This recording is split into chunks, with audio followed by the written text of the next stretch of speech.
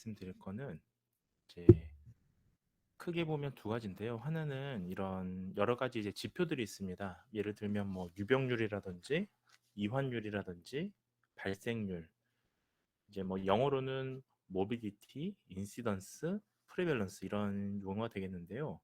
지난 시간에 간단하게 설명을 드렸는데 자, 오늘은 이런 이제 유병률이나 질병의 각종 그 지표들에 대해서 좀 더 살펴보는 시간을 가져보려고 합니다.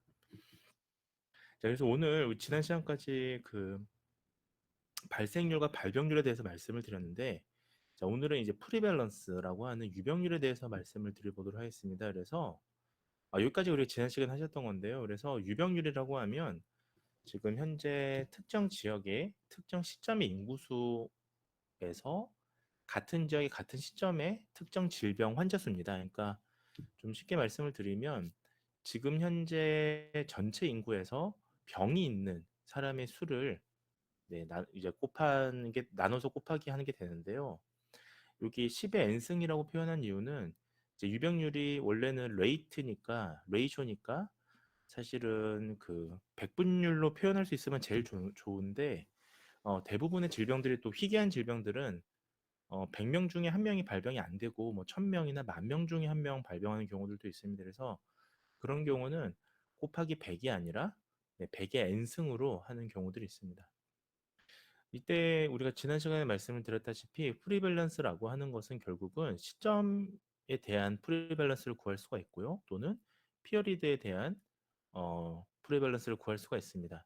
자, 만약에 특정 시점에 대한 프리밸런스라면 포인트 프리밸런스는 예를 들면 뭐 2023년 4월 11일 현재 시점에서의 뭐 전체 인구 대비 뭐 예를 들면 코비드19에 대한 환자 수라고 하면 오늘 날짜에 이제 유병률이 되는 거고요. 그게 아니라 뭐 기간을 나눠서 볼 수도 있습니다. 예를 들면 2022년도에 코비드 19의 유병률이 2021년에 코비드 19의 유병률보다 더 높았냐, 낮았냐 이렇게 할 때는 1년의 시점이 들어가니까요. 이럴 때는 기간이 들어가니까 피어리드가 더 맞습니다. 결국은 우리가 이와 같이 우리가 이런 기간을 정해서 유병률, 발생률을 같이 볼 수 있다라는 말씀을 지난 시간에 드렸고요. 지난 시간에 마지막으로 드렸던 말씀이 결국은 우리가 평균 유병률이라는 걸 계산할 수가 있고 이것은 이제 발생률 곱하기 평균 이완 기간이라 보시면 되겠는데 각각의 영향을 주는 요인들이 있습니다. 예를 들면 유병 기간이 길어지고 뭐 새로운 질환의 발생이 증가하면 결국 평균 유병률이 올라가게 되고요. 유병 기간이 짧아지고 이완 기간도 짧고 뭐 치명률이 높고 이러면 또 유병률이 또 변화하기도 하고 이런 서로 간의 역학관계, 다이나믹한 관계에 있습니다. 오늘 말씀드릴 건 이제 발생률이 되겠는데요. 발생률이라고 하는 우리가 이제 인시던스라고 표현을 하는데 그 전에 이제 우리가 리스크라고 하는 것들을 위험도를 측정합니다. 리스크 레이쇼 뭐 이런 것들을 측정을 합니다. 그래서 우리가 위험도라고 하는 리스크 레이쇼는 어떻게 보면 간단합니다. 우리가 인구 집단을 정의를 하게 됩니다. 이때 인구 집단이라는 거는 현재 이제 주민등록상 우리나라에 살고 있는 수라고 보셔야 되는데요. 통상 이제 대한민국 같은 경우는 그, 그 전국민 주택 조사가 있습니다. 이제 이게 모수 조사거든요. 그래서 그 주민등록에 있는 주택 총 조사 자료를 기준으로 우리나라 인구 집단을 정의를 하게 됩니다. 왜냐하면 우리나라에서 다시 말씀드리지만 시행되고 있는 전수조사이기 때문이에요.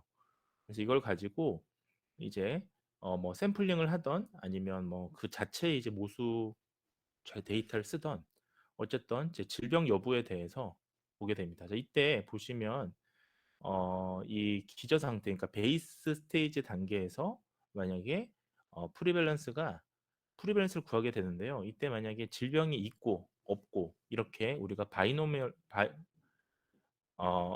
바이너리로 이렇게 나누게 되겠죠. 그러면 예를 들면 코비드19 같은 경우에 코비드19가 있는 집단, 그러니까 이게 지금 사실 유병률이 되는 거죠. 그러니까 전체에서 질병이 있는 사람. 자, 그리고 이 사람에 대해서 이제 기저 상태에서, 그러니까 베이스라인 상태에서 질병이 없었던, 자, 요 사람을 계속 추적 관찰을 합니다. 자, 그러면 이 사람은 원래 이제 질병이 없어야 되잖아요. 근데 이제 추적하는, 팔로우하는 요 기간 동안에 만약에 코비드 19이 발병을 했다라고 한다면 이제 위험도를 우리가 계산을 할 수가 있게 됩니다. 자, 그 다음에 우리가 자, 인시던스 발생률을 조금 더 나누게 되면 지금 이와 같습니다. 지금 보시면 자, 만약에 그 그러니까 인시던스라는 말 자체는 결국은 그 프리밸런스랑 다르게 좀 쉽게 말씀을 드리면 전체 기간 동안에 이 발병했던 사람이라고 보시면 되겠는데요. 자, 결국은 지금 공식은 이와 같고요. 결국은 이것도 사실은 이제 발생률로 구할 수 있는 게 여러 가지가 있는데 대표적인 게 큐뮬레이티브 인시던스입니다. 이거 이제 큐뮬레이티브는 누적이라는 의미잖아요. 아, 점차 발생하는. 이거는 이제 기간 내에 노출된 사람의 수입니다. 예를 들면 큐뮬레이티브라는 표현을 쓰는 것들 중에 이제 대표적인 게 예를 들면 평생 동안에 라이프타임, 그러니까 평생 동안에 큐뮬레이티브 인시던스도 볼 수가 있고요. 그게 아니라 이제 특정 기간을 피어리드로 잡는다면 이게 누적되면서 예를 들면 지금 코비드 19 같은 경우는 2020년 3월부터 시작이 됐잖아요. 팬데믹이.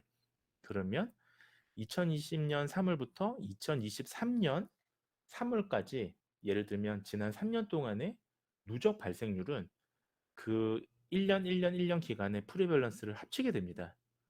그래서 예를 들면 총 기간 동안에 예를 들면 나중에 엔데믹이 왔을 때 팬데믹부터 엔데믹까지의 시점에서 우리가 총 노출된 사람은 결국 인시던스로 볼 수가 있는 거죠. 큐뮬레이티브 인시던스로 볼 수 있는 겁니다. 또 한 가지 이제 개념이 덴시티라는 개념인데요. 이 인시던스 덴시티는 왜 중요하냐면 이걸 이제 저희가 나중에 생존 분석, 서바이벌 애널리시스 같은 것들을 할 때 사실은 이걸 가지고 인년이라 펄슨 이어라고 해서 인년이라는 걸 구하게 됩니다. 그러니까 또 다른 단위가 이제 나오게 되는데요. 이 펄슨 이어, 그러니까 한국말로는 인년이라고 부르는데 펄슨 예, 이어, 펄슨 이어라고 하는 이 이제 그 용어는 이제 이 역학을 공부하지 않으면 좀 낯설 수가 있는데 이건 뭐냐 하면요. 이 발생 밀도, 인시던스 덴시티에서 나온 하나의 개념이 되겠습니다. 그래서 특정 기간대에 우리가 노출된 단위를 얘기합니다. 그러니까 예를 들면 지금 보시면 흡연을 가지고 만약에 예를 든다고 가정했을 때 자, 지금 비흡연자는 전혀 흡연을 하지 않은 사람이고요. 과거 흡연자는 자, 과거에는 흡연했지만 현재 시점에서는 흡연을 하지 않는 사람이죠. 그러니까 이 두 사람 다 현재는 흡연을 하지 않는 집단입니다면은 비흡연자는 아예 이제 단 한 번도 흡연을 하지 않았던 사람이고요. 과거 흡연자는 과거에는 흡연을 했던 사람입니다. 그 다음에 흡연자는 이제 커런트 스모커죠. 그러니까 현재 흡연을 하는 사람이죠. 이 사람들을 대상으로 만약에 뇌졸중 발생에 대해서 각각의 이벤트 빈도를 구하게 되면 이렇게 구해진다고 가정했을 때 자, 이게 지금 8년이라는 기간이잖아요. 그러면 이 8년 동안에 인년을 구하게 됩니다. 자, 그래서 이런 식으로 이제 인년을 구하게 되고요. 역학에서는요. 구하고 나면 얘를 다시 이제 10만 인년당으로 뭐 계산해서 뇌졸중 발생이 어떤지. 그래서 결국은 우리가 그냥 이렇게 보면 좀 헷갈리니까요. 이렇게 봤을 경우에 결국 이 결론만 얘기를 하자면 10만 인년당 지금 비흡연자에 비해서 과거 흡연자, 현재 흡연자로 가면 갈수록 뇌졸중의 발생이 훨씬 더 비례적으로 높아지죠. 비례적이라는 표현을 쓰긴 그렇습니다만 기하급수적으로 높아지게 됩니다. 따라서 이럴 때 우리가 이, 이 인년이라고 하는 펄슨 이어라고 하는 단위를 쓰게 됩니다. 만약 펄슨 이어를 쓰지 않으면 만약에 흡연이라고 하는 게 서든 어택은 아니잖아요. 무슨 말씀을 드리는 거냐면 흡연을 한 겹이 한다고 해서 바로 뇌졸중이 발생하지는 않습니다. 뇌졸중이라는 게 이런 리스크 팩터가 상당히 많이 누적이 되면서 큐뮬레이티브 하게 되잖아요. 그렇게 누적이 되면서 결국은 이 이벤트가 발생을 하는 거죠. 스트로크라고 하는 게. 자, 그런 경우에는 인년이라고 하는 펄슨 이어를 계산하게 됩니다. 이 부분은 나중에 좀 궁금하신 분들은 펄슨 이어에 대해서 따로 계산을 하시면 좋고요. 특히 또 이제 그 흡연 같은 경우는 팩 이어라고 해서 감년이라는 표현을 또 쓰기도 합니다.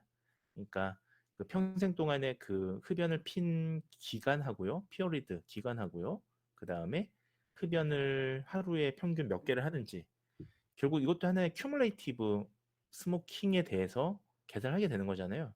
그런 식으로 감년, 폐기열을 또 계산하기도 합니다. 궁금하신 분들 한번 찾아보시면 좋겠고요. 자, 그 다음에 결국은 우리가 이러한 것들이 이제 역학조사에서 많이들 조사가 되는 것들이죠. 결국은 시전 유병률을 이런 예시를 들 수가 있습니다. 예를 들면 현재 자, 커런트 아스마, 현재 지금 아스마가 있냐, 천식이 있냐, 이런 거는 지금 시점입니다. 그 특정 시점에서의 포인트 프리밸런스가 되겠습니다. 그 다음에 지난해에 우리가 천식을 앓은 적이 있느냐. 자, 지난해라고 하는 거는 1년이라고 하는 피어리드 기간이 있잖아요. 그래서 이거는 피어리드 프리밸런스가 되겠습니다. 자, 만약에 질문을 이렇게 한다. 지금까지, 그러니까 살아오면서 지금까지 아스마를 앓은 적이 있냐, 천식을 앓은 적이 있냐, 이럴 경우에는 지금까지라는 표현이 단순히 우리가 시점으로 표현되는 게 아니고 누적, 큐뮬레이티브, 그러니까 누적 발생률. 이제 이게 인시던스 발생률이 되겠습니다. 우리가 뭐 큐뮬레이티브 인시던스를 표현을 하는데 이게 인시던스가 되겠습니다. 자, 인연이라는 개념은 이제 그 아까 얘기했던 펄슨 이어인데요. 이게 어디서 많이 등장을 하냐면 제가 이제 후반부에 가능하다면 그 저희가 프로그래밍 툴을 이용해서 서바이벌 애널리시스를 하게 될 텐데 이 서바이벌 애널리시스에서 우리가 그 제일 많이 쓰는 게 지금 이게 생명표라는 겁니다. 라이프 테이블이라는 건데요. 그걸 통해서 우리가 그 이 지금 얼마큼 이게 그러니까 그 뭐죠? 펄슨 이어가 어떤지를 계산을 하게 됩니다. 자, 예를 들면 지금 1번 사람, 2번 사람, 3번 사람, 4번 사람, 5번 사람이라고 각각 이게 인디비주얼한 샘플이에요. 지금 보시면 예, 지금 이 총 기간은 5년을 추적했을 때 자, 이 사람들이 지금 아무것도 이벤트가 발생하지 않았다면 우리가 1번 사람부터 5번 사람까지의 인연을 다 합치게 됩니다. 그러면 이걸 서머리 하게 되면 자, 지금 이게 한번 계산해 보시면 1년, 2년, 3년, 4년, 5년. 그러니까 이게 결국은 그 롱디튜디널한 데이터, 추적 데이터, 타임 시리즈 데이터에서 만약에 그리고 또는 프로스펙티브 콜트 같은 경우에 뭐 물론 이제 레트로스펙티브 콜트도 마찬가지입니다만은 결론적으로 이렇게 추적 연도가 정기적으로 있을 때 지금 보시면 1번 사람부터 5번 사람까지 전체 총 참가 인원의 인연이 5년이면 5인연이면 하나 둘셋넷 다섯 명이니까 총 25 person year 예, 인연이 되겠죠.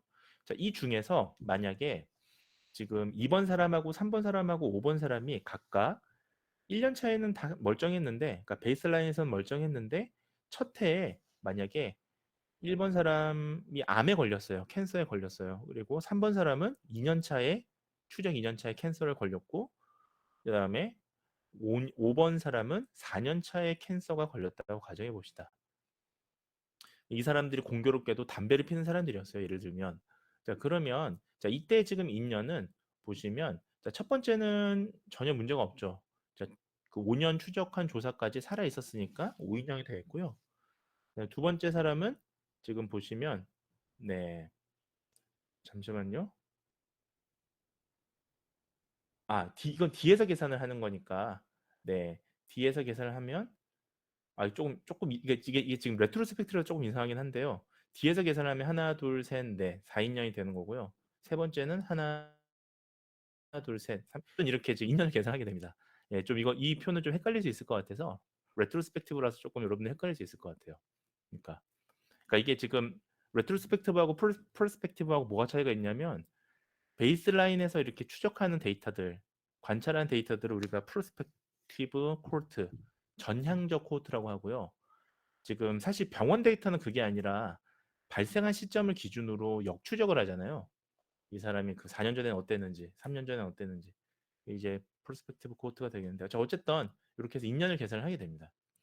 요거는 제가 나중에 그 서바이벌 애널리시스 설명을 드릴 때 뭐 컥스 리그레이션 이런 거 계산하려면 우리가 이 인연이라는 개념이 굉장히 중요하거든요. 그때 다시 말씀드리겠습니다. 예, 발생률도 이와 같습니다. 예를 들면 7명을 7년간 추적해서 고혈압 발생을 관찰을 했어요. 자, 그러면 지금 누적 발생률, 그 다음에 발생 밀도, 네, 인시던스 덴시티가 우리가 아까 계산을 하게 되겠죠? 이때 이제 인연이랑을 계산하게 됩니다. 자, 그래서 관찰된 기간들을 보시면 지금 이게 질병이 됐으니까 질병이 발생되기 전까지의 보시면 요거는 5인년이 되겠죠? 1, 2, 3, 4, 5. 그 다음부터 이벤트 직전까지를 우리가 펄슨 이어라고 해요.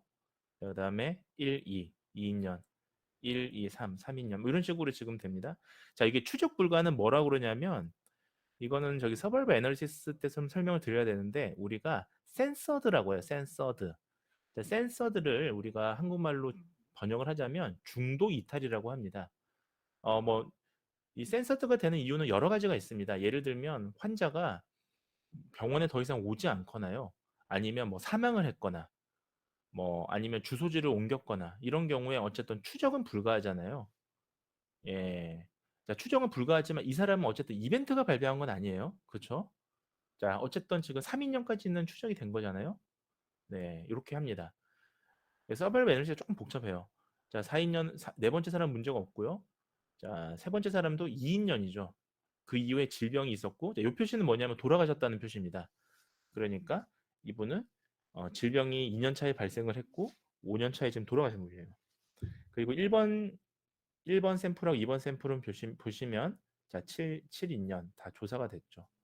자, 그래서 결국은 33인년 분에 지금 발생 밀도 3명이 발생했잖아요.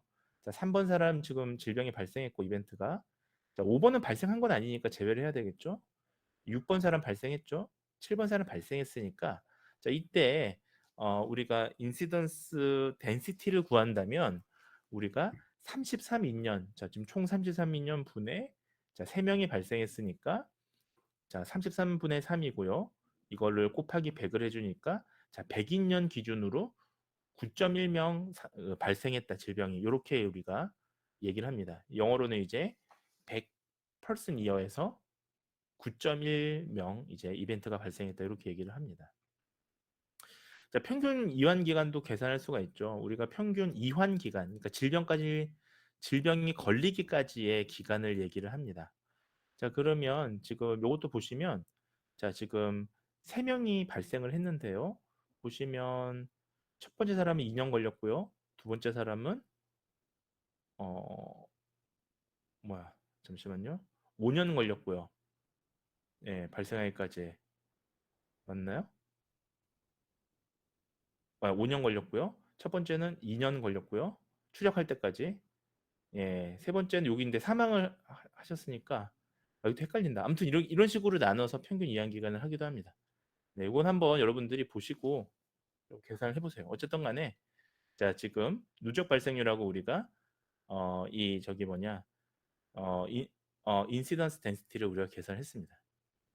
실제로 여러분들이 근데 이게 추적을 하게 되면 이게 우리가 카플란-마이어 생명표라고 하는데 원래는 이거를 이게 이 뭐라고 그럴까요? 이런 식의 패널 데이터는 상당히 인위적인 데이터예요. 그러니까 그 뭐라 그럴까요? 이렇게 좀 실제 현상에서는 잘 등장하지 않습니다. 무슨 말이냐면 모두가 다 동일하게 한 사람의 그 이탈자도 없이 처음에 이렇게 조사를 하고요.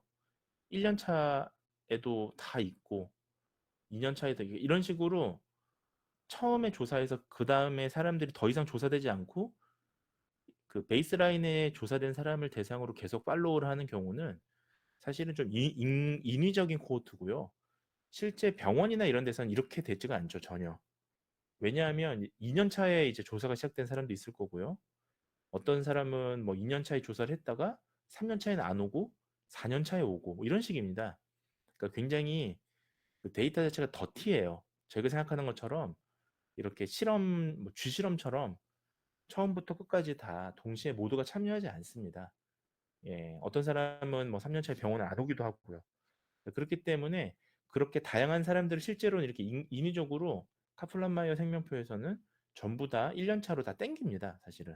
그래서 실은 이렇게 인위적인 표가 만들어지는데 이건 나중에 좀 설명을 드리겠습니다. 자, 그래서 저희가 보시면 사실 이제 유병률하고 발생률, 그러니까 프리밸런스하고 인시던스, 그리고 이환 기간, 우리가 질병이 이 걸리기까지의 기간의 관계를 보시게 되면 우리가 사실은 이제 평균 유병률이라는 걸 이제 계산을 하게 되는데요. 계산을 할 수가 있습니다. 보시면 인시던스하고 평균 이환 기간, 이제 그 질병이 걸릴 때까지의 요 기간, 요걸 곱하게 되면 평균 유병입니다. 이게 아까 제가 여기서 설명드렸죠. 지난 시간에 평균 유병률은 결국 이런 것들이 영향을 미치게 되고 질병의 특성이랑 발생률, 유병 기간 뭐 이런 거에 따라서 우리가 그 이 평균 유병률이 바뀌게 됩니다. 각각의 이 A 곱하기 B가 되니까요. 그래서 그 얘기인데 이런 관계가 서로가 있습니다.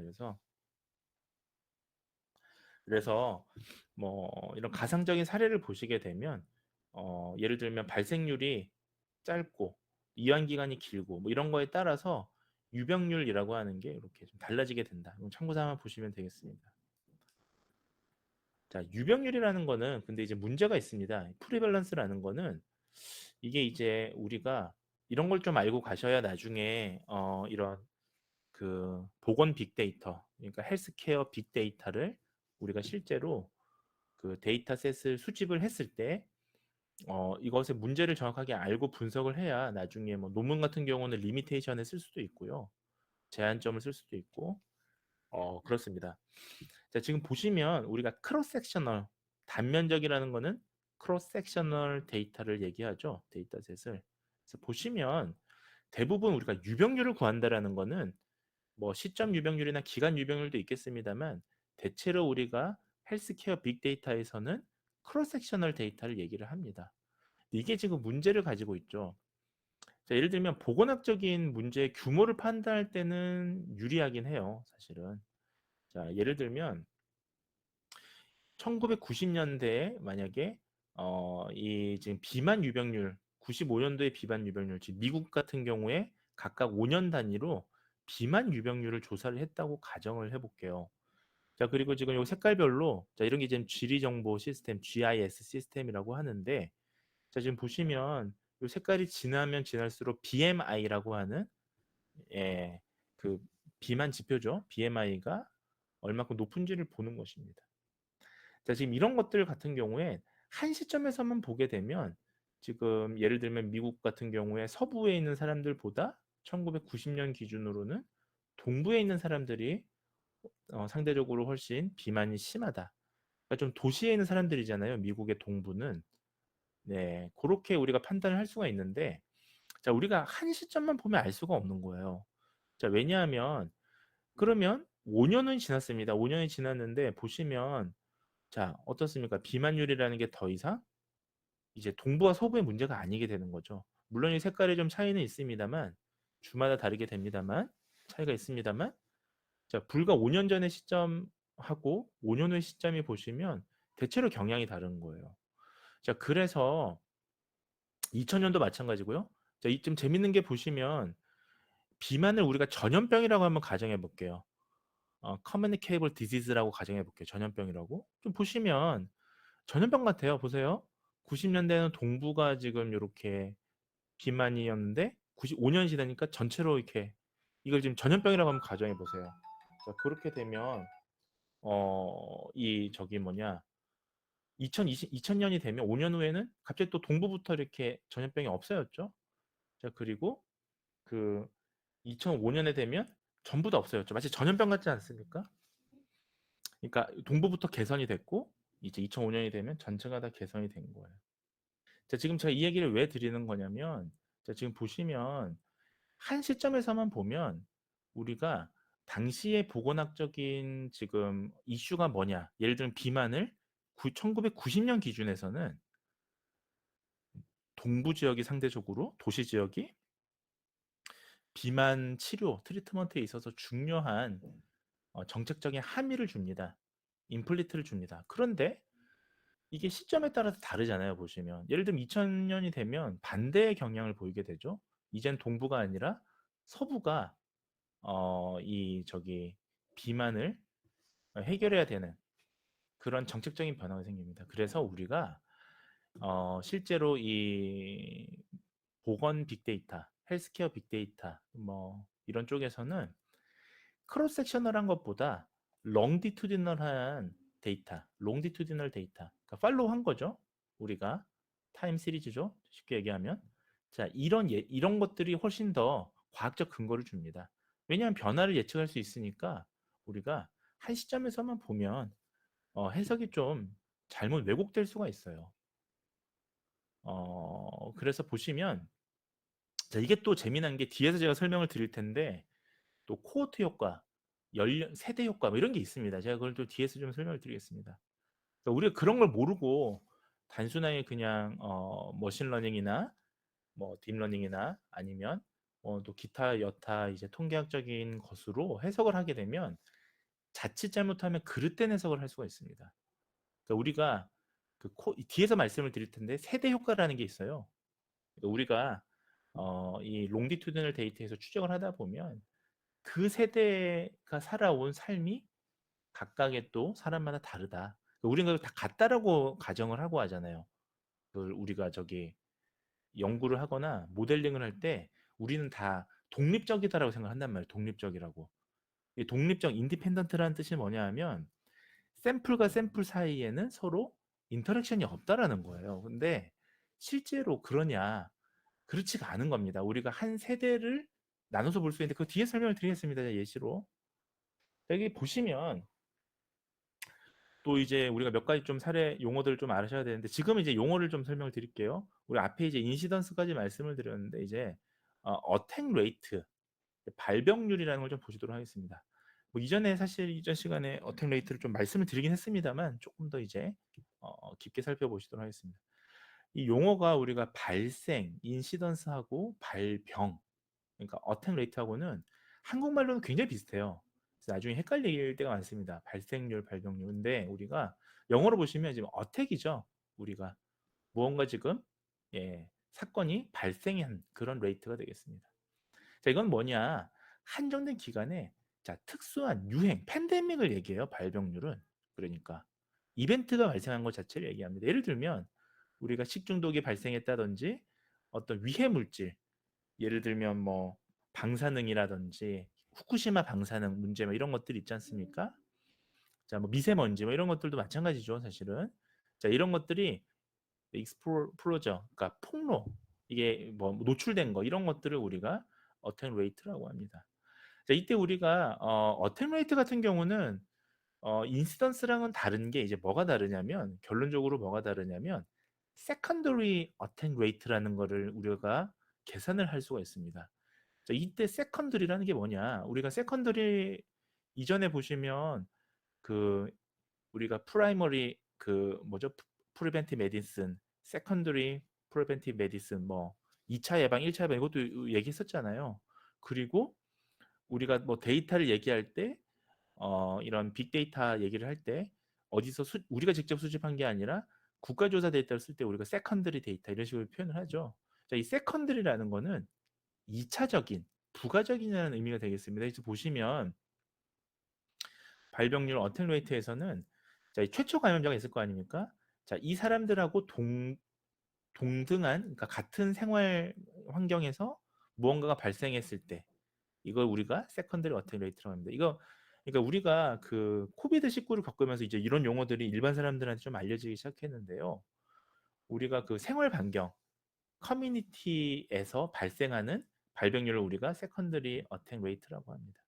이게 왜 중요하냐? 우리가 이런 팬데믹 같은 이런 상황에서는 우리가 전염성 질환이 얼마큼 전염력이 있냐를 얘기할 때 바로 이 세컨더리 어택 레이트를 가지고 얘기합니다. 실제로 코비드 19이 등장했을 때 그 이전에 메르스, 그 우리 중동기 호흡 증후군이었죠. 사르스, 네, 이거랑 비교를 해서 이 메르스보다 코비드가 전염력이 더 높았다라고 얘기할 때 우리가 이 세컨더리 어택 레이트를 가지고 실제로 역학자들이 많이 이제 얘기를 했었습니다. 자, 그 다음에 우리가 표준화율이라는 게 있어요. 자, 요거는 참 이게 우리가 그러니까 이게 역학에서 우리가 얘기한 지표가 이렇게 다양합니다. 실제로는. 그러니까 이게 왜 지금 제가 중간에 갑자기 이런 말씀을 드렸냐면 이게 지금 상황에 따라서 다 지금 인덱스가 다르잖아요. 무슨 말이냐면 자 지금 어떤 전염병에 만약에 전염력을 얘기하고 싶으면 세컨더리 어떤 레이트를 얘기해야 되고요. 한정된 기간에 발생을 보고 싶으면 뭐 프리밸런스를 얘기해야 되고 지금까지 누적되어 있는 큐뮬레이티브를 보려면 우리가 인시던스를 얘기해야 되고 자 이와 마찬가지로 지금 보시면 자 이런 표준화율 자 스탠다드제이션 표준화된 레이트예요. 그러니까 자 이런 거는 또 우리가 계산을 할 수가 있습니다. 자 그래서 보시면 이 보시면 지금 보통 사망률 일반적인 사망률 표준화율 그 다음에 또 보면 용어들이 연령 특수 사망률 뭐 지금 이런 용어들이 이렇게 등장을 하거든요. 자, 그래서 심혈관 질환으로 카디오베스큘라 디지즈로 인해서 우리가 데스 사망을 했다면 자 지금 어디가 높으냐 이렇게 우리가 지금 볼 수가 있는 겁니다. 예.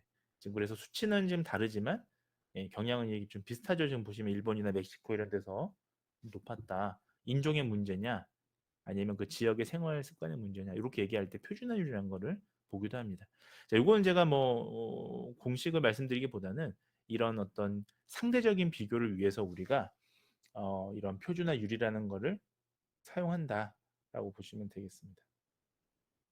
저희가 만약에 표준화율을 안 보게 되면 지금 보시면 그냥 사망률만 보시면 일본이 247이고 멕시코가 지금 95잖아요. 그러니까 마치 지금 심혈관계 사망률이 일본이 훨씬 높아 보입니다. 그쵸? 약 한 3배 가까이 높아 보입니다. 멕시코보다.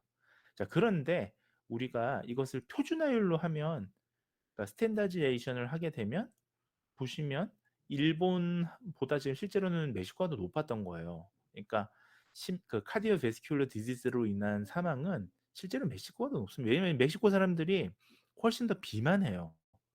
그 콜라 같은 것도 훨씬 많이 마시고 실제로 흡연율도 높고요. 멕시코가. 그래서 지금 보시면 자 지금 요 차이보다 지금 연령 특수 사망률 그러니까 우리 연령대로 이렇게 나눠서 또 볼 수가 있어요. 실제로 그러니까 역학이라는 게 그래서 그 어떤 지표를 보여주냐에 따라서 굉장히 좀 서로 다른 결과가 나올 수도 있고 왜곡된 결과가 나올 수도 있는 겁니다. 자, 이제 보시면 45세에서 54세 또 10살 단위로 55세에서 64세 이렇게 나눠서 보는데 자 지금 보시면 연령 특수 사망률을 보정해서 봤더니만 예, 확실히 이제는 요 지금 느낌보다는 적어도 40대 중반의 비율에서 멕시코 훨씬 높아요, 지금. 자, 그리고 뭐 당연한 말입니다만 50대에서도 55세에서 64세에서도 일본보다 지금 멕시코가 훨씬 높죠. 100 이상 높죠, 사실은.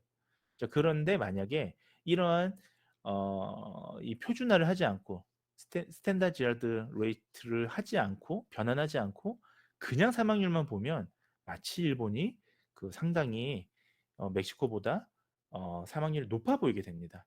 자, 그래서 이럴 때 쓴다라는 정도만 좀 아시면 좋겠습니다. 예, 그다음에 뭐 조사망률, 연령별 사망률 뭐 이런 것들을 우리가 지금 구하는 이유가 이와 같습니다. 자, 실제로 보시면 65년도에 볼티모어, 미국이죠. 볼티모어 시에서 보시면 자, 조사망률은 그냥 순수한 크루드 데스 레이트예요. 그러니까 그냥 사람들이 일반적으로 죽었던 그 전체적인 그 자연사를 얘기하는 겁니다. 자, 보시면 백인, 화이트, 그다음에 흑인, 블랙. 자, 이 지금 인종에 따라서 지금 인구 1000명당 사망률이 지금 보시면 백인이 더 높아 보여요. 그러죠? 예. 실제로 백인이 높아 보입니다. 자, 그러면 백인이 그러면 흑인이 더 오래 사느냐? 자, 지금 이거를 다시 연령별로 이렇게 나눠 보는 거예요. 연령별로. 자, 그러면 전혀 다른 결과가 나타나죠. 자, 보시면 자, 어떻습니까? 전체 연령에서는 마치 백인이 사망 그 크루드 데스가 더 높아 보였어요. 크루드 데스 레이트가. 자, 그런데 보시면 자, 1년 미만의 이 영아잖아요. 우리가 영아라고 하는 것은 그 1년 미만의 아이들 얘기합니다. 이제 보시면 백인보다 흑인이 훨씬 높죠. 네. 그리고 한 이제 터들러라고 하죠. 터들러. 아장아장 걷는 요 시기만 해도 예, 뭐 차일드라고 볼 수도 있겠는데 이게 지금 2배 이상 높아요, 사실은. 맞죠? 그리고 오히려 이 지금 예, 전체적으로 보시면 흑인이 더 높습니다. 이 인구 저기 1000명당 사망률을 보시면. 그러니까 우리가 이러한 크루드 데스 레이트만 볼 거냐? 그럼 그렇게 보면 이게 왜곡된 결과가 나오는 거예요. 왜곡된. 그러니까 우리가 지금 사실은 역학이라는 게 이제 꼭 뭐 역학 조사관들만 하는 게 아니라 이런 헬스케어 데이터를 다루거나 이런 메디슨 데이터를 다루시는 분들은 과학의 근거, 우리 과학자지 않습니까? 사이언티스트잖아요. 그러니까 이런 왜곡된 결과를 이 얘기하면 안 되는 겁니다. 그렇죠? 그래서 우리가 실제 참 트루, 실제 이 현상들을 우리는 밝힐 필요가 있는 거예요. 그래서 이렇게 나눠서 보면 전혀 다른 결과가 나올 수도 있다. 자, 이렇게 보시면 되겠습니다. 자, 지금 이제 그러면 우리가 이 표준화 스탠다드화들을 어떻게 하느냐 여러 가지가 있어요. 뭐 직접법, 간접법 이제 여러 가지 있는데 자, 요거는 제가 말씀드리면 너무 길어져서 한번 쭉 보시고요. 예, 뭐 궁금하신 분들은 요런 걸 좀 찾아보세요. 예, 찾아보시면 이런 그 상당히 많이 나옵니다. 사실은 인터넷에. 자, 예, 이렇게 나오죠. 네, 여러분들이 지금 중요한 건 여러분들은 사망률이나 이런 어떤 특정 레이트를 계산하는 사람들이 아니라 이제 과학자잖아요. 사이언티스트잖아요.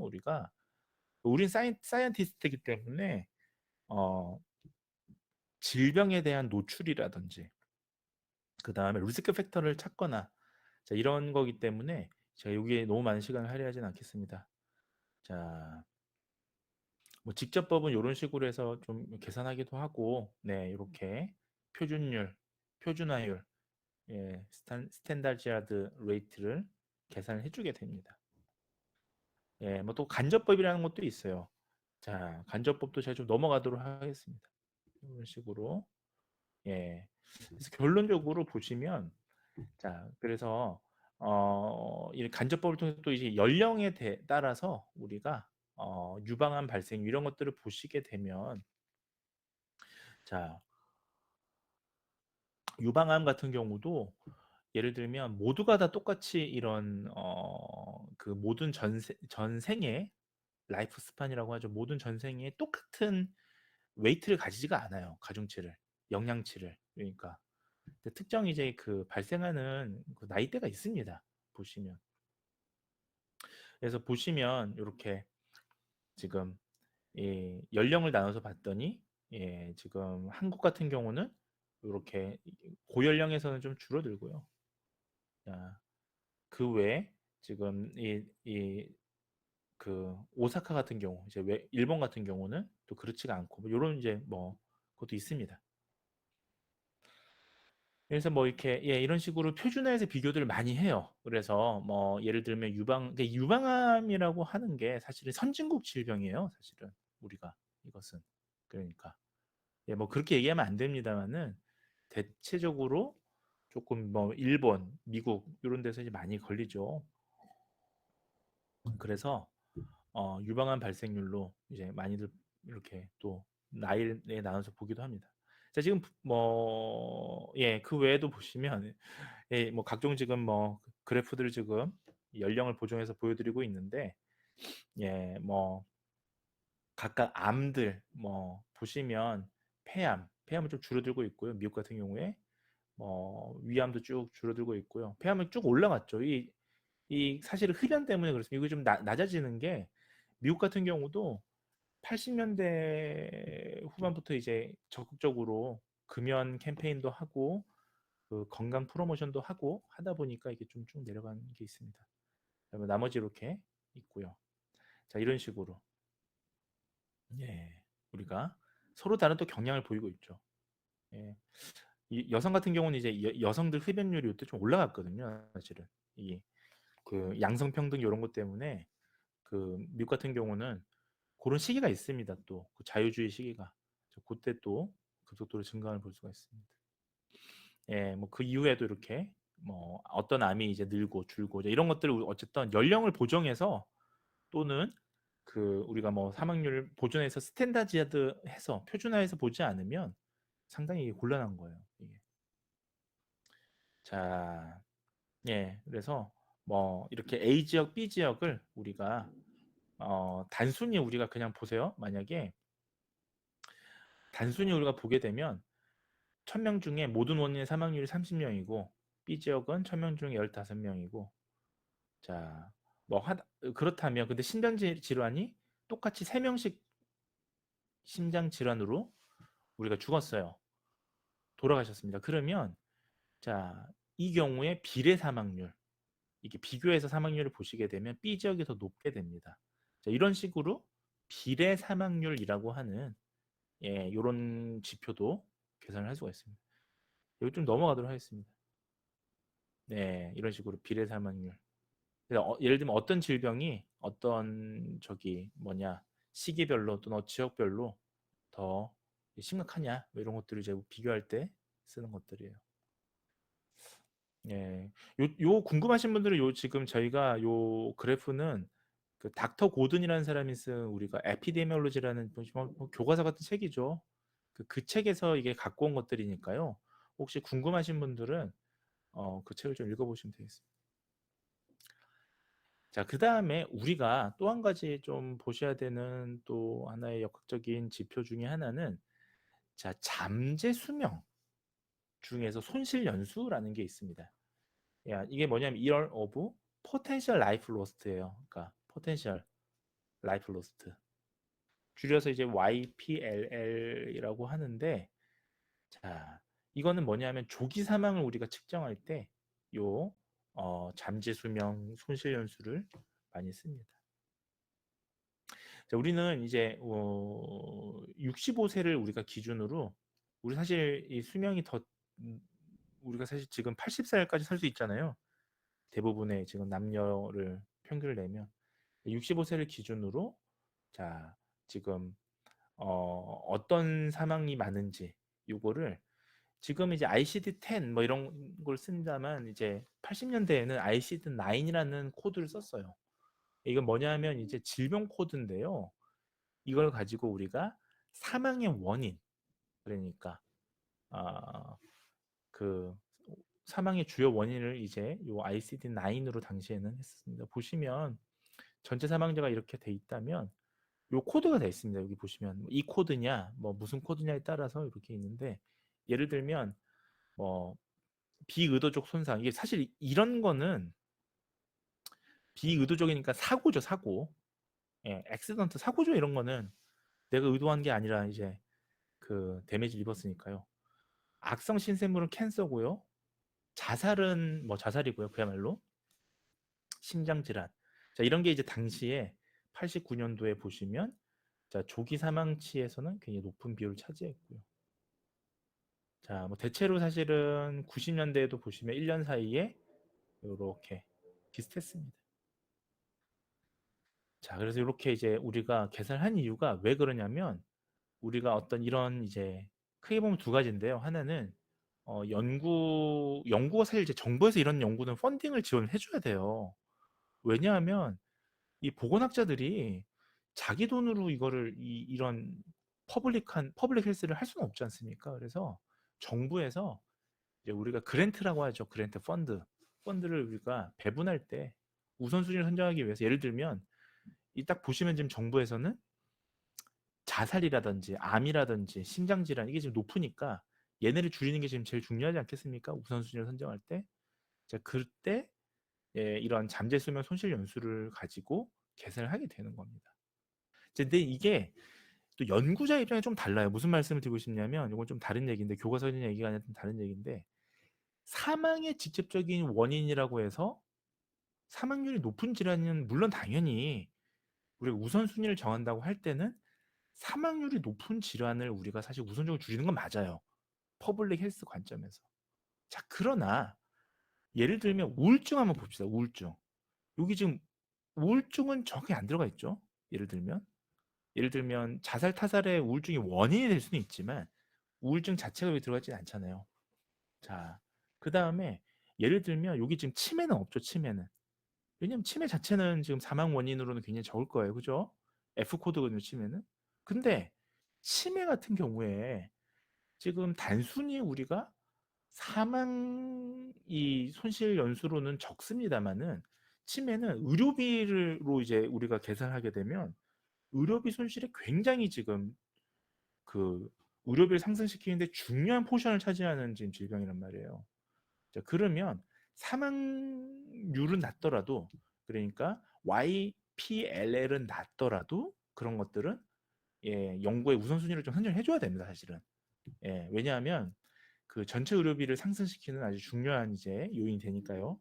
그러니까 사망만 갖고 얘기할 수 있는 건 아니라는 말씀을 좀 드리려고 좀 요 슬라이드에서 길게 말씀드린 거예요. 자, 그다음에 조기 사망의 시간적인 추세, 트렌드도 우리가 알 수 있고 모니터링 할 수 있고, 자, 그다음에 우리가 중재 프로그램, 트리트먼트 프로그램을 만들 때, 인터벤션 프로그램 만들 때 효과성, 이 얼마나 효과가 있었냐? 이럴 때 이런 걸 줄였으면 효과가 있었다. 이제 이렇게 얘기를 할 수가 있을 것 같습니다. 자, 지금 뭐 보시면 유방암 발생률. 자, 지금 이제 여러분들이 이제 용어 좀 익숙해지셨죠? 이제 발생률, 인시던스하고 자, 사망률, 데스레이트를 지금 보는 거예요. 자, 보시면 자, 백인 여성하고 흑인 여성을 이렇게 비교를 해봤을 때, 자, 지금 보시면 요 하얀색으로 되어 있는 점점점이 우리가 백인 여성이고요. 자, 요 지금 모탈리티는 밑에 있습니다. 자, 그 다음에 이 블랙은 지금 까만색으로 채워져 있는데 실제로는 지금 보시면 인시던스를 보시게 되면 사망률이 아니라 이렇게 좀 차이가 있죠, 사실은. 예. 하지만 사망률은 요 백인이 좀 낮습니다, 사실은. 인시던스로 보면 더 높지만, 자, 요런 우리가 또 이런 차이들을 볼 수가 있고요. 미국의 이제 갑상선 암 같은 경우, 이제 사실 갑상선 암은 우리가 좀 생각을 해보셔야 되는데, 이 갑상선 암은 치명적인 암은 아니에요. 우리가 갑상선이라고 하는 게 이제 호르몬을 조절하는 이 후두 쪽에 뒤쪽에 이제 달려 있는 그런 질환이 있습니다. 이 사실 갑상선암은 사실 암이긴 합니다만 뭐 사망률이 굉장히 낮아요. 이거는 사실은 캔서에 들어갑니다. 물론 이제 우리가 트랜지션 캔서, 그러니까 이게 전이가 되면 이제 문제가 되는 건데 갑상선암이 전이 비율이 사실 낮아요, 좀. 그래서 지금 벌써 발생률과 사망률을 보시게 되면 이게 참 재밌는 건데, 이런 게 우리가 이 표로서, 그러니까 이 보건학자들이 이 교과서처럼 이게 볼 게 아니라 보건학자들이 요 피겨 그래프 하나만으로도 상당히 많은 얘기들을 우리가 할 수가 있다. 과학자들은 그 말씀을 좀 드리고 싶은데, 교과서엔 적혀 있지는 않아요. 이제 보세요. 우리나라도 대체로 비슷한데 미국에 지금 73년부터 2002년까지의 우리가 갑상선 암의 발생률과 사망률을 보시면 보세요. 발생률, 인시던스, 그러니까 발생률이 평생 동안에 지금 한 번이라도 발병된 비율이죠. 결국 큐뮬레이티브하게 보는 거예요. 그러니까 다시 얘기하면 한 번이라도 암에 걸려본 사람의 비율입니다. 인시던스니까. 지금 보시면 인시던스는 늘고 있죠. 그렇죠? 자, 그런데 사망률은 굉장히 낮은데 이게 그대로죠. 자, 이거는 왜 그럴까요? 여러분들 보시기에.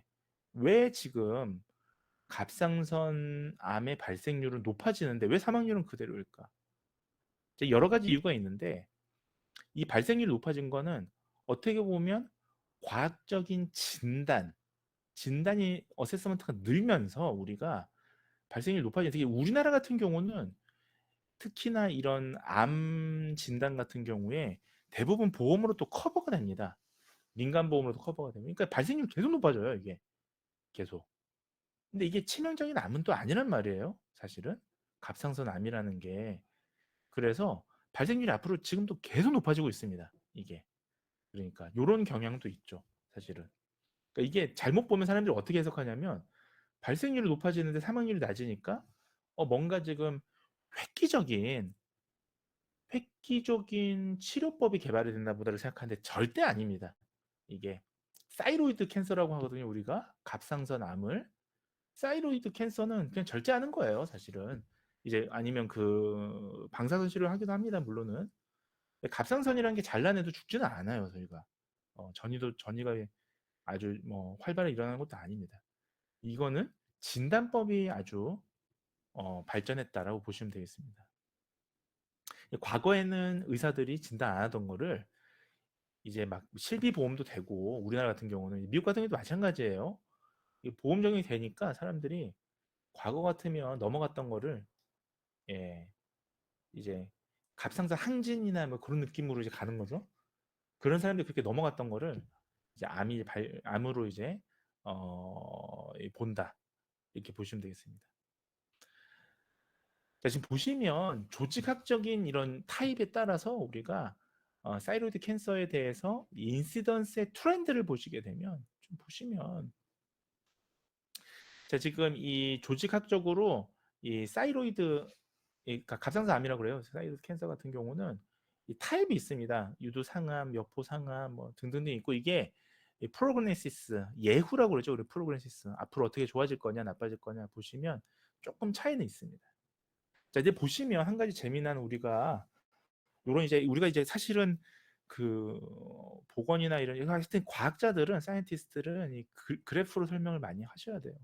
지금 보시면 전체 갑상선암이 늘고 있죠.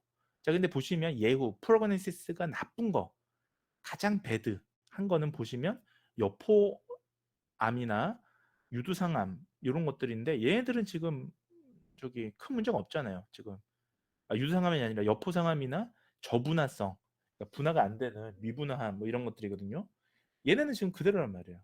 근데 예후가 가장, 그러니까 좋은, 그러니까 치명적이지 않은 유두상암이 사실은 전체 발생률을 따라가고 있죠. 이 얘기는 무슨 말입니까? 이 얘기는 이 실제로 이제 미국 암학회에서 이걸 밝혀봤더니 치명적인 암은 그대로인데 유두상암이 실제 발병률이 높인 원인이 됐다. 그러니까 이게 검사가 많았던 거예요. 그러니까 예. 이런 식으로. 자, 그러면 이게 왜 이 말씀을 드리냐면, 자칫 잘못하면, 자, 지금 다시 원론적으로 돌아볼게요. 제가 지금 잠재 수명 손실 연수를 얘기를 아까 했었는데, 자, 이게 결국은 정부에서 연구나 이런 그 의료비가 있으면 이런 비용을 배분할 때 우선순위를 선정한다고 그랬잖아요. 그러면 이게 잘못하면 사일로드 캔서, 갑상선암은 굉장히 발생률로 보면 과거에 비해서 2배 이상 높아졌으니까, 30년 동안에 이거 굉장히 심각한 질병이란 말이죠. 그런데 지금 보시면 그렇지가 않은 겁니다.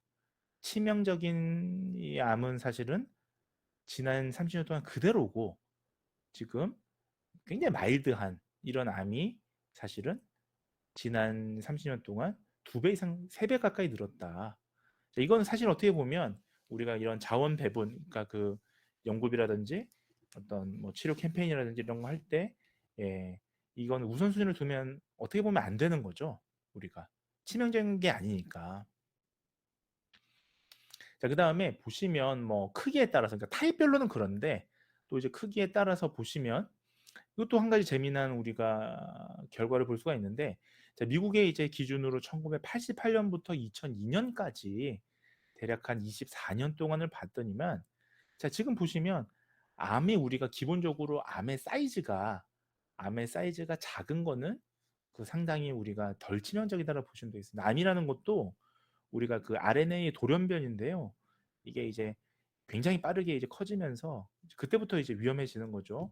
보시면, 자, 대체로 상당히 양호한 지금, 크기가 과거에 비해서 한 3배 이상 증가했고, 그러니까 진단을 통해 과잉 진단이에요. 그러니까 한마디로 줄이면, 죽지 않을 과잉 진단을 했다. 우리가 이렇게 얘기를 할 수가 있는 거예요.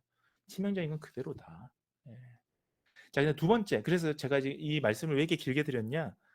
자, 저희는 과학자입니다. 과학자는 우리가 그 참 사실을 우리가 밝혀내야 될 이제 그런 사람들이에요. 그러니까 이 언론학자라든지 우리가 기자라든지 이런 분들은 이런 데이터 하나만 가지고, 이런 데이터 하나만 가지고 굉장히 자극적인 기사를 쏟아내기도 하고, 또 그것을 이제 정치적으로 이용하기도 하고, 여러 가지 이제 뭐 수치 하나만 가지고 얘기하는 경우가 많습니다. 근데 이제 과학자라는 사람들은 우리가 이 사회에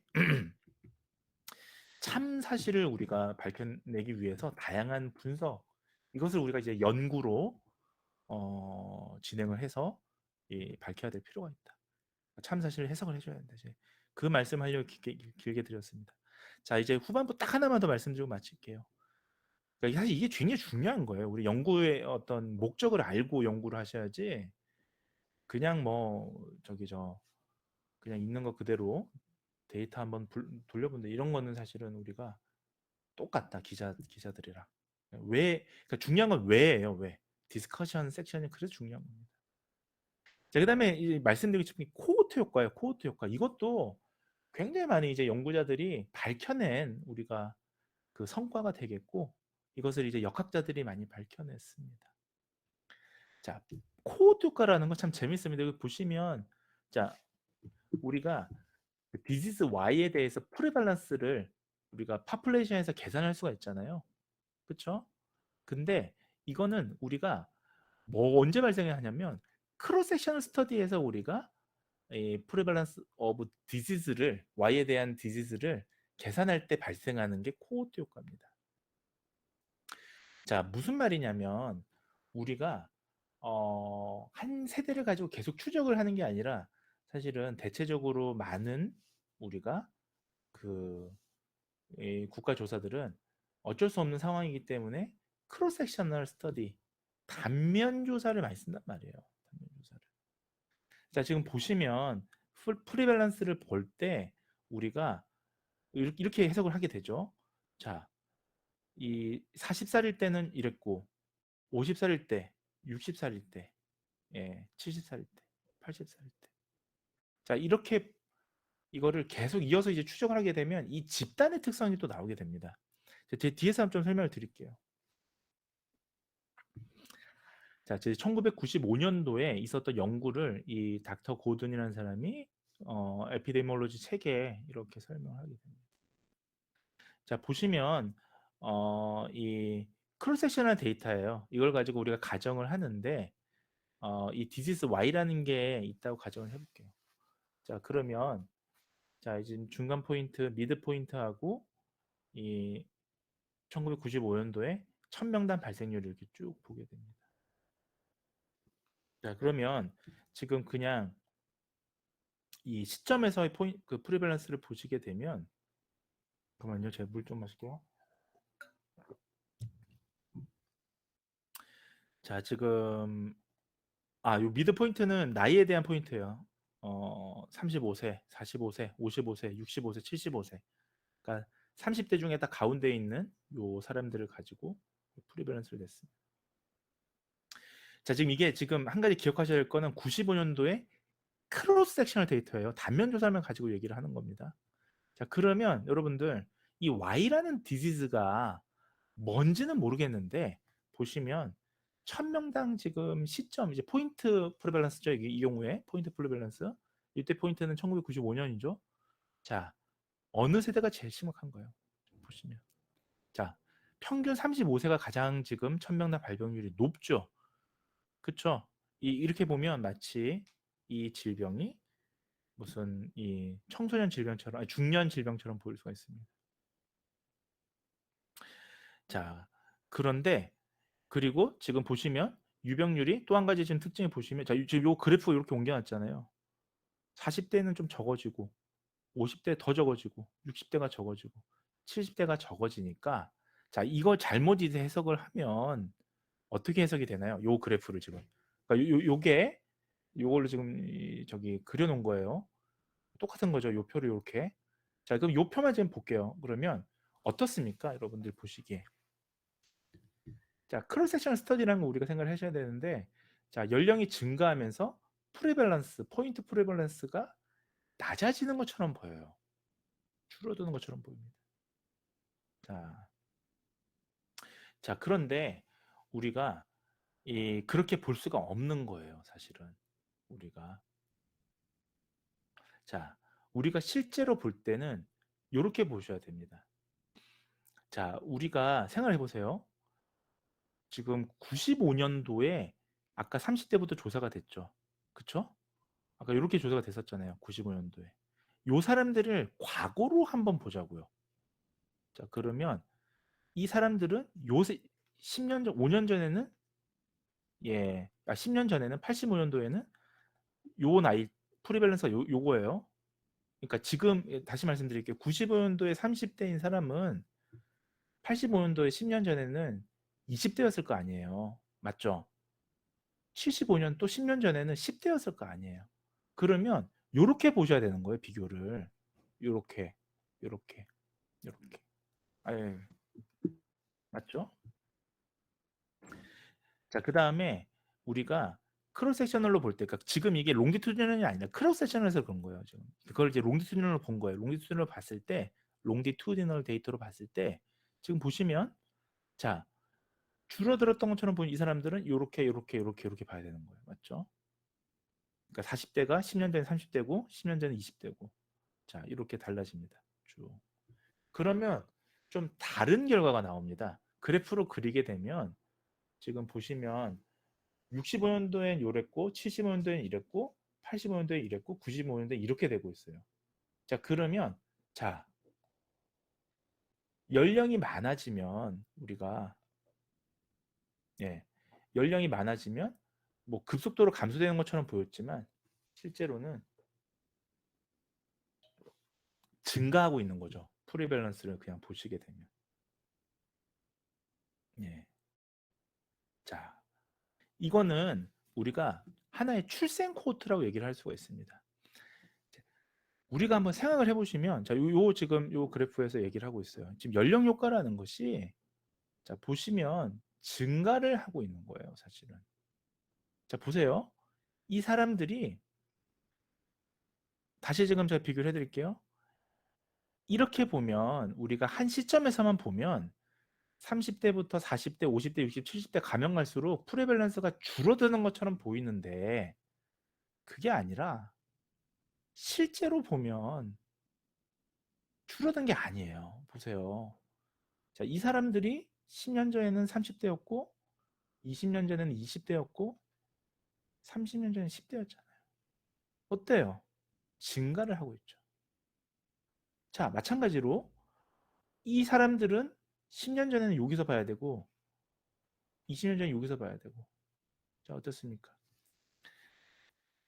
자, 이거는 우리가 더스 리스폰스의 어떤 이펙트로 봐야 되는 거예요. 더스 리스폰스가 뭐냐 하면 우리가 그 큐뮬레이티브하게 리스크 팩터가 쌓이고 있다. 자, 흡연으로 가정해 볼게요.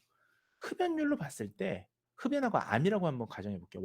디지즈 Y가 암이었어요. 그러면 이 사람들이 흡연자라고 가정한다면 자, 이 10대 때는 17명, 20대 때는 이 사람 20대가 됐을 때는 23명. 점점 나이가 가면 갈수록 늘고 있다. 자, 이렇게 보는 게 맞는 거예요, 연령 효과가. 자, 그런데 보세요. 이 지금 그걸 제가 좀 확대를 해줄게요. 이게 중요한 거예요, 여러분들. 왜 중요하냐면 그래서 한마디로 요약하자면 크로스 섹셔널 스터디는 리미테이션이 있다. 그러니까 논문에 써줘야 되는 거야. 크로스 섹셔널 스터디를 하셨으면 이거를 커설 이펙트로 얘기를 할 수가 없다. 코호트 이펙트에 대해서 얘기를 해줘야 되는 거예요. 자, 지금 보십시오. 자, 95년도 크로스 섹셔널 서베이 요 선 하나만 보면 낮아지는 것처럼 보이는데 실제로는 높아지고 있는 거예요. 이 하나하나 코호트잖아요. 이 사람들 연령대를 보시면 과거에 비해서 올라갔다. 그런데 마치 낮아진 것처럼 보이면 이런 것들을 정부나 이제 기자들이 마치 어떤 질병이 마치 크게 개선이 된 것처럼 얘기를 잘못할 수가 있다. 그렇지가 않다. 예. 그리고 한 가지가 더 있는데요. 자, 이런 우리가 세대 간의 이 출생 코호트라고 이제 이런 걸 표시한 코호트 효과라고 해요. 그걸 코호트 효과.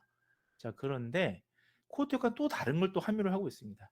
자, 예를 들면 우리가 뭐 신노년, 우리가 네오 엘더리라고 표현해 네오 엘더리, 그러니까 신노년, 요즘 노인들, 과거 노인들하고 다르죠. 우리가 무슨 말이냐면, 자, 요즘에 65세가 된 노인분들하고 그분들의 아버지 세대가 노인분들이었을 때는 완전 다른 거예요. 예를 들면 그분의 아버지 세대가 지금 65년생의 아버지 세대가 그 노인 60세일 때는 그분들은 뭐 1차 대전도 겪고 2차 세계 대전도 겪고 그런 세대잖아요. 요즘 노인들은 또 다릅니다. 그러면 이 사람들의 생활 습관, 헬스 비헤비어부터 시작해서 사고방식 모든 게 달라요. 근데 우리는 마치 60대 노인은 이렇다라고 픽스하게 생각을 한단 말이에요. 연구라는 게 왜 필요하냐? 시대에 따라서 이런 출생 코호르트 효과도 봐야 되고 계속 시대가 바뀌기 때문에 우리가 고정적으로 생각을 하면 안 돼요. 그러니까 굉장히 연구는 유연하게 생각을 하셔야 되는 겁니다. 그러니까 연구를 테크닉이 아니라 이런 이제 진면목을 발견할 수 있는 눈을 키우셔야 돼요.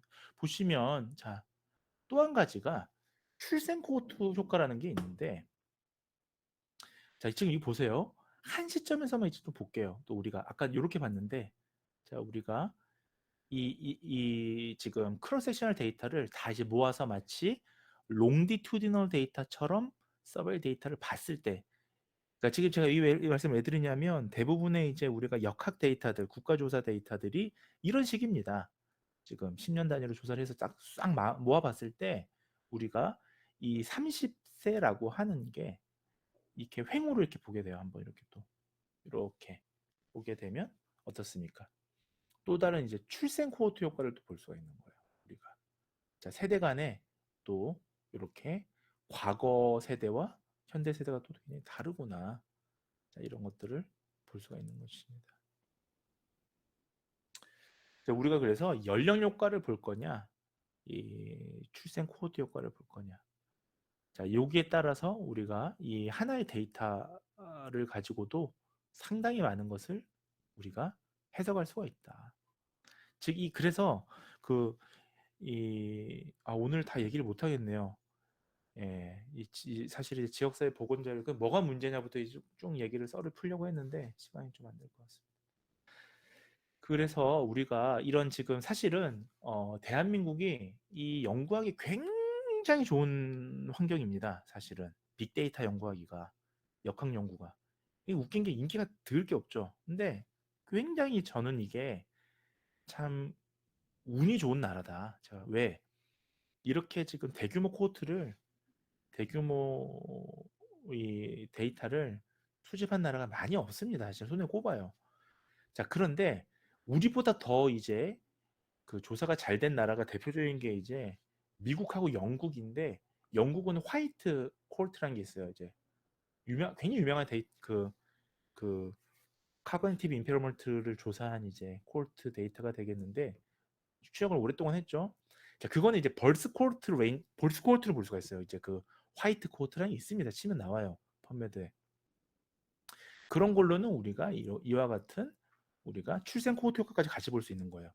그러니까 예를 들면 20년대 태어난 사람과 30년대 태어난 사람과 40년대 태어난 사람과 50년대 태어난 사람이 각각 그때 40대는 어떻다라고. 그러니까 조금 더 여러분들 이해하기 쉽게 설명을 한다면 자, 이 35년도에 태어났던 60세 노인하고 지금의 60세 노인하고 이제 그 사고방식이나 이런 것들 비교할 때 우리가 출생 코호트 효과라고 얘기를 할 수가 있겠습니다. 자, 그 다음에 이러한 데이터는 이제 연령 효과를 보시려면 이렇게 종적인 게 아니라 횡적으로 이렇게 보셔야 된다. 이런 말씀을 좀 드리겠습니다. 왜냐하면 그래야 그 세대의 사람들이 30대가 되고 40대가 되고 50대가 되고 요 추적을 하는 거예요. 그러니까 크로스 섹셔널 데이터를 잘못 분석하면 굉장히 이상하게 해석할 수가 있다.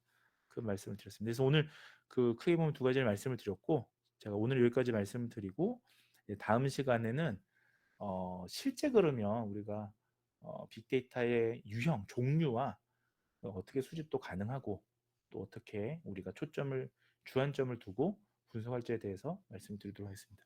자, 오늘 수업 여기까지 진행하겠습니다.